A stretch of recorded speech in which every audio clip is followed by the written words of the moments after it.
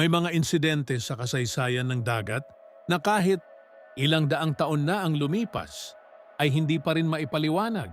Isa na rito ang kaso ng isang barko na natagpuan sa gitna ng karagatan na maayos pa ang kondisyon ngunit walang kahit isang taong sakay. Ang barkong ito ay hindi nasira, hindi lumubog at hindi sinalakay, ngunit tila biglang nawala ng buong crew ng walang bakas. Hanggang ngayon, nananatiling misteryo kung paano ito nangyari. Ang barkong ito ay kilala bilang Mary Celeste at natagpuan ito noong 1872 sa Atlantic Ocean. Ayon sa unang obserbasyon, normal pa ang itsura ng barko habang lumulutang sa dagat na parang walang nangyaring sakuna. Ngunit ang pinakakakaiba ay ang katahimikan nito. Walang tao, walang signal, at walang palatandaan ng emergency. Kaya agad na naging malaking tanong kung ano ang nangyari bago ito matagpuan. Sa unang pag-inspeksyon, napansin na ang barko ay hindi nasira at walang bakas ng matinding panganib. May pagkain pa sa mesa, maayos ang mga kagamitan at parang walang nagmamadaling umalis. Dahil dito, lalong naging palaisipan kung bakit iniwan ng crew ang barko sa gitna ng karagatan. Sa normal na sitwasyon, may senyales dapat ng kaguluhan kung may emergency na naganap. Isa sa pinakamahalagang ebidensya na natuklasan ay ang pagkawala ng lifeboat. Ipinapakita nito na maaaring may kusang pag-alis ang crew, ngunit hindi malinaw kung bakit. Sa karagatan, delikado umalis sa isang maayos na barko, lalo na kung walang malinaw na banta. Kaya ang tanong ay kung ano ang nagtulak sa kanila para gawin ito. Walang naitalang bagyo o malakas na panahon sa lugar noong panahong iyon.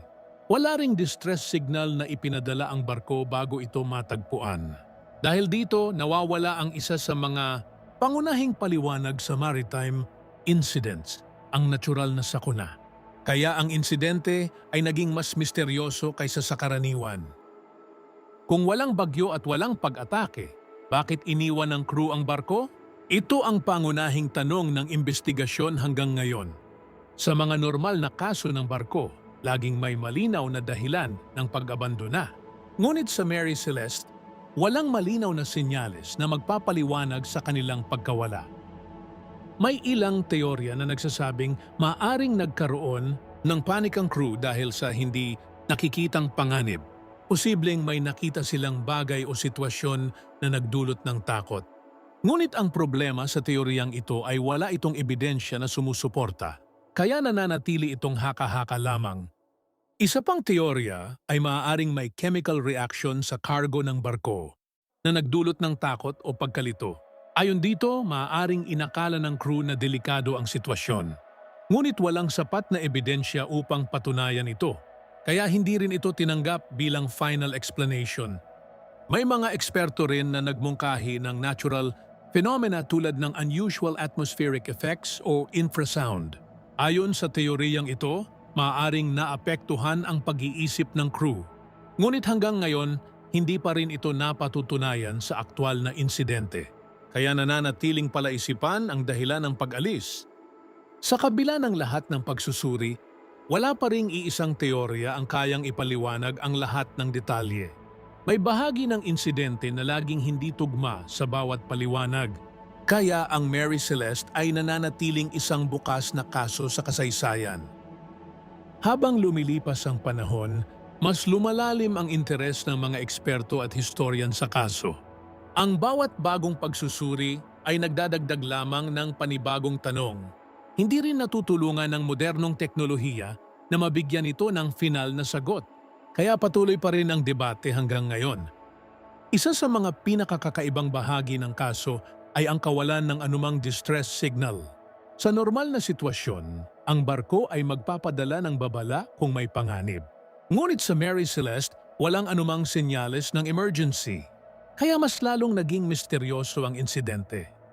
May mga ulat din na nagsasabing parang walang bakas ng bigla ang kaguluhan sa loob ng barko. Ang lahat ay maayos. Parang normal na operasyon lang ang nangyari. Ngunit biglang nawala ang lahat ng tao. Ito ang dahilan kung bakit ito itinuturing na isa sa pinakakakaibang maritime cases.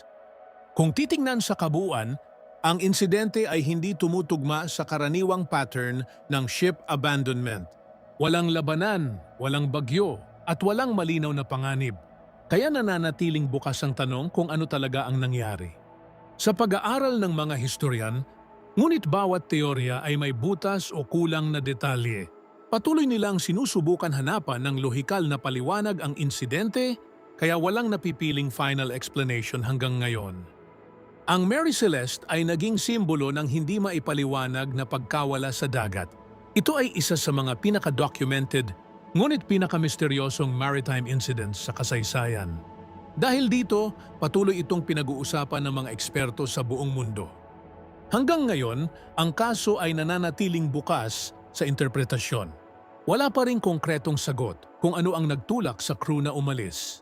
Kaya ang bawat bagong henerasyon ay patuloy na nagtatanong. Maraming documentary at pag-aaral ang ginawa tungkol dito, ngunit hindi pa rin sapat upang tuluyang isara ang kaso.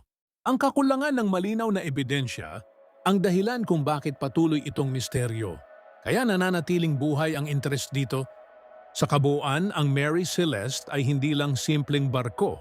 Isa itong halimbawa ng isang insidente na kahit modernong kaalaman ay hindi pa rin kayang sagutin.